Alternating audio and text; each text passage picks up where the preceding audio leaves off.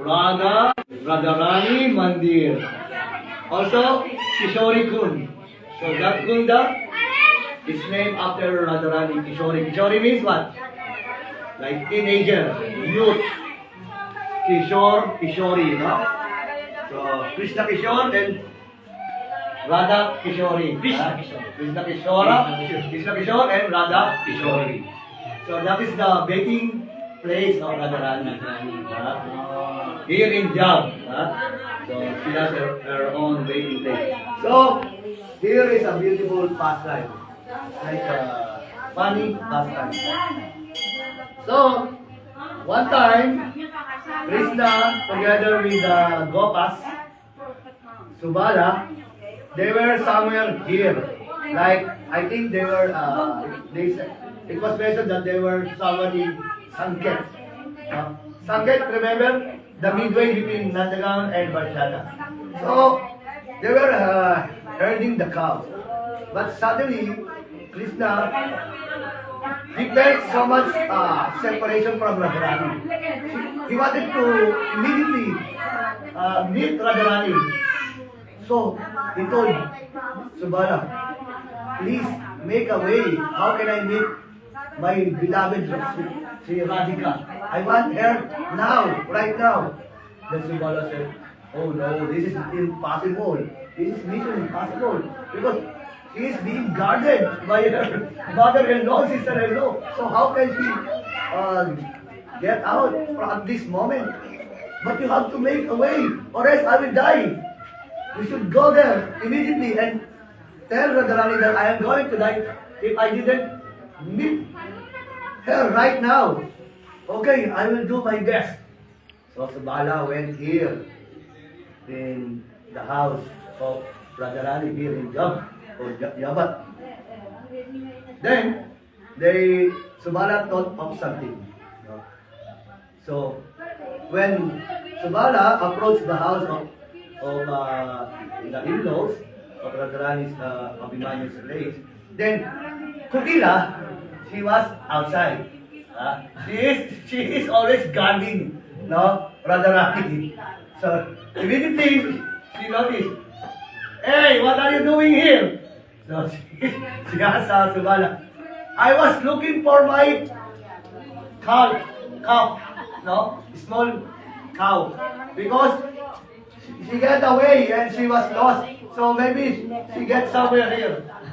Okay, just check it. So then Subala sneaked inside the house of Radharani. Then he met Radharani. Hey Radhe, Krishna was looking for you. He wanted to see you right now.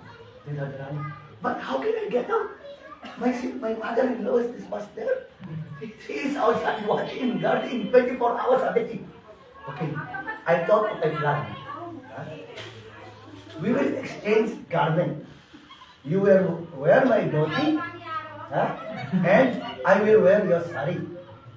And you will hold the cup, because I told your mother-in-law that I was searching for a cup. So you hold it to cover your chest, so she will not recognize you. So Subala he wears the sari or gopi dress of Radharani. And Radharani, she wears the dhoti of Subala, and she was holding a cup to cover her chest. And you know, Subala is the brother of Chandrabali. Radharani and Chandrabali, they are like arch enemies or counterparts with each other. And Chandrabali, she also looks like Radharani, like almost looks like Radharani. So when the sister, so of course the brother also has similar features like Radharani. That's why they all almost looks like, it's like a male Radharani Subala. So when Radharani came out, so when she get out of the house, then Jatila, Pops, where are you going? Did you find your cup? Then Radharani said, she just Did her and okay, go. Then she went to meet Krishna. But you know, Radharani made a trick. She made some trick. So when Krishna saw Subal came back, Subal is Radharani. So Krishna was thinking that it was Subal because she was wearing Subal's dress.